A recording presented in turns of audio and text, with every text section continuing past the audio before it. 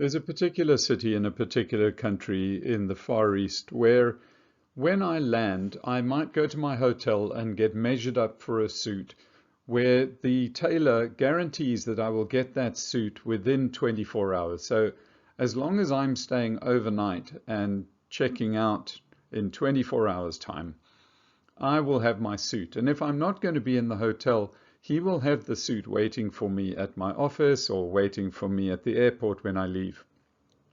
This is part of the service that he provides.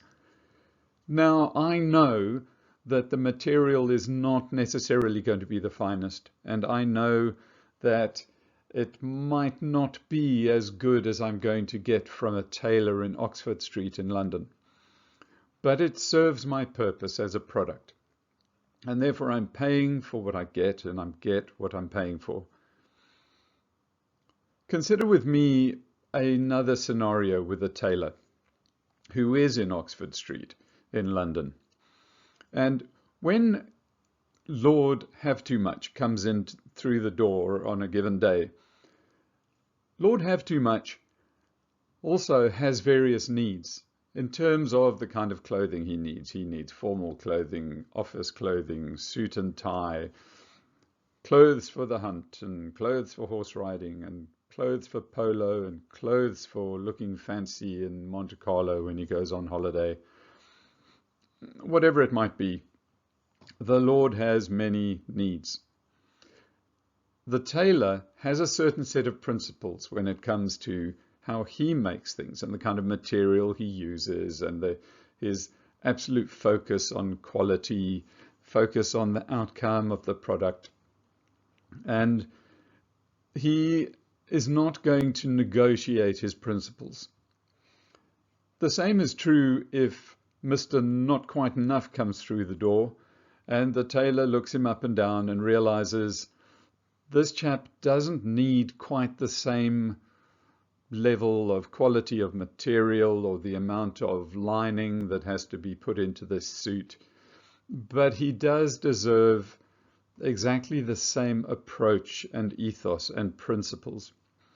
This is the same as in Prince 2, and that's not Lord 2, that's Prince 2, that we don't negotiate on our principles. So our principles cannot be tailored, but the process can be tailored, and the approach or the inclusion or the way that we apply the themes can be tailored. And in fact, Prince 2 tells us that if we don't look at tailoring the project, it's not a Prince 2 project. Now, you might look and say it's not being tailored much because it's a small Prince 2 project within a small organization that doesn't have any other way of doing things and has asked you to come in and implement their first project with a very, very strong approach to applying the processes and the themes. However, there is always some fine-tuning because of the environment in which you're operating. The project might be slightly more complex than the customer thinks. The project could be bigger, it could be smaller. And depending on the magnitude and the complexity and the urgency, the quality requirements, whatever it might be, you might or should make sure that it is tailored as a management system to the actual context of the project. So, again, looking back to our tailor, he's not going to, if you'll forgive some of the clothing comparisons, but he's not going to put a massive button on a very small shirt where the button is so big it's going to break the shirt.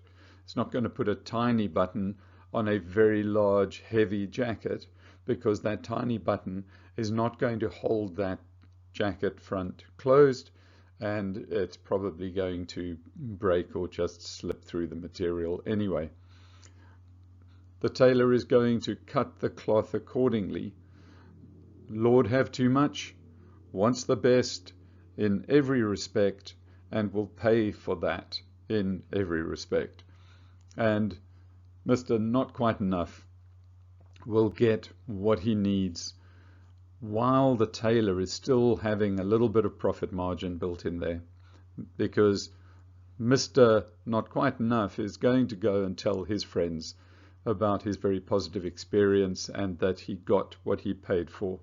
And unlike many of our shopping trips as people who have to go and shop at your normal clothing store that is importing fast fashion, really not great quality, that we have to go, and we almost go begrudgingly to these mass outlets because we know we're not going to quite get the right material, we're not going to quite get the right sizing and all of that good stuff.